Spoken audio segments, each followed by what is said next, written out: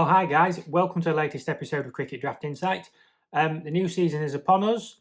Lots of players to be excited about. But I thought I'd talk today about some of the players who we probably won't be seeing this season because they got released last season.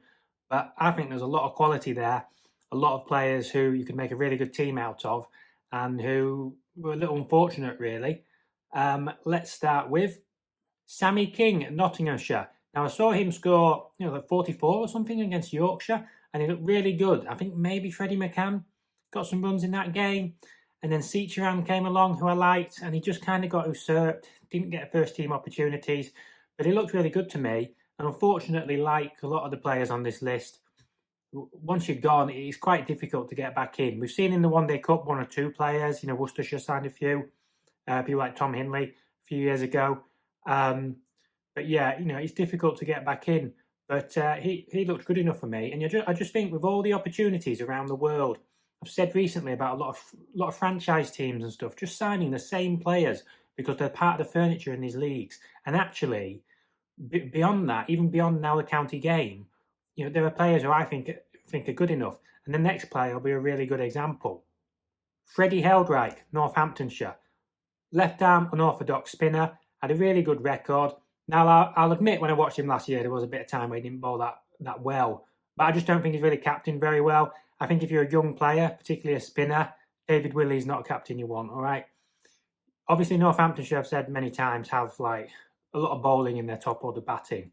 Freddie Heldreich would bowl one over. And there were quite a few times where he didn't get back on. And obviously, other players can bowl one bad over and then they come back on and they take some cheap wickets later.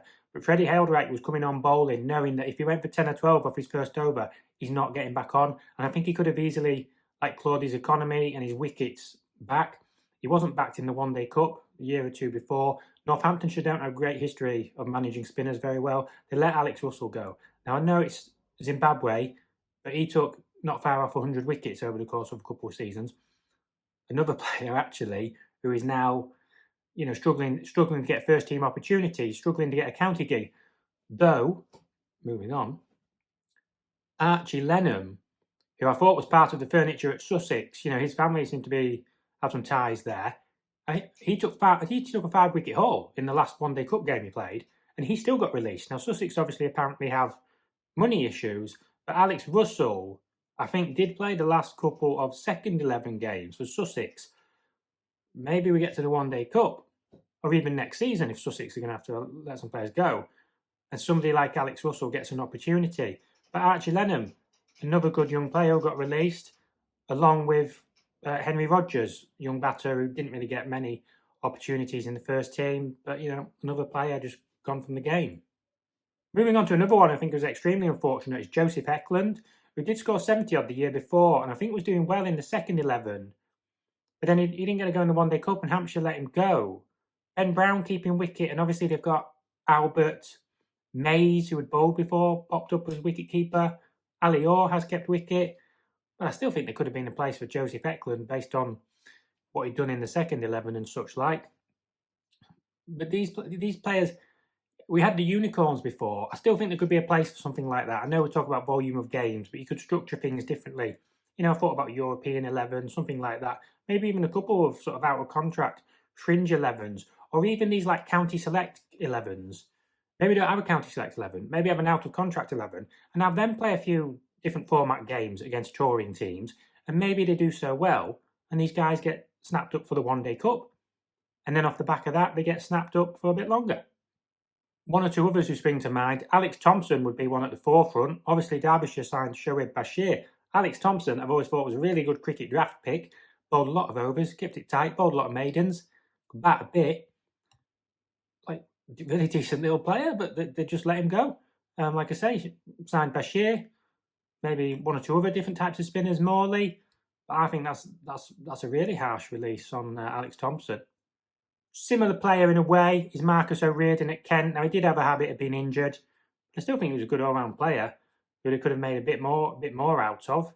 Like I say, injuries maybe didn't help him, but off spin, could bat, had opened, another one, done well in the second 11, maybe hadn't quite taken his opportunities in the first 11.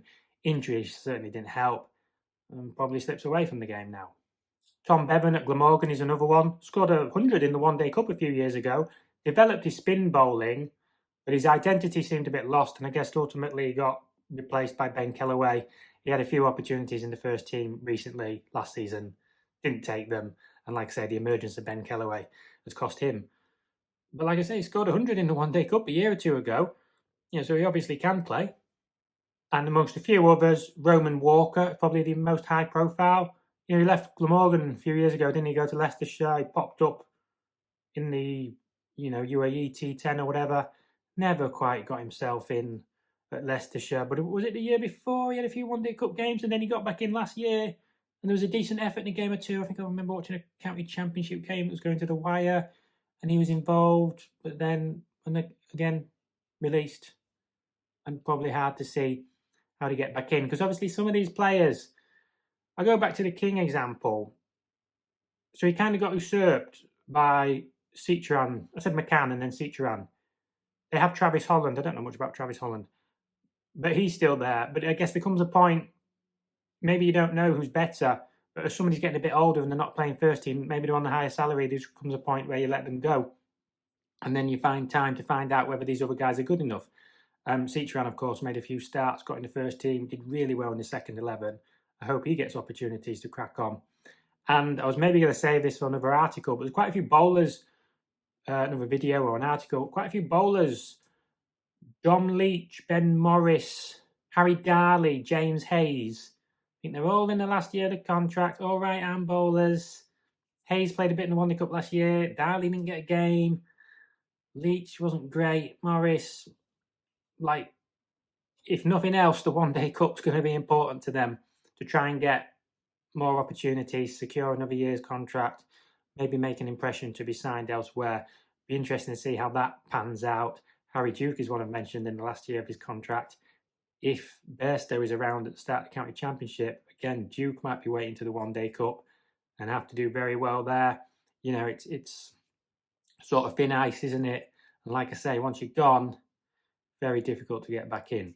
But new season upon us, lots of players to be interested by, but I'm really looking forward to seeing the second 11s, seeing which players are in there, making a case, and hopefully demonstrating their quality and trying to get their way back in. And like I say, I really think the kind of unicorns, county select 11s, they could maybe do something a bit different there and give some of these players another chance.